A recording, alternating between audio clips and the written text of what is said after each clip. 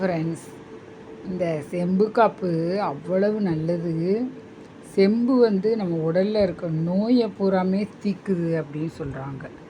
ஆனால் இந்த செம்பு காப்பை எனக்கு இந்த பிரபஞ்சம் ஒரு மனித ரூபத்தில் தெய்வம் வருவாங்கன்னு சொல்லுவாங்க, வந்து கொடுத்தாங்க.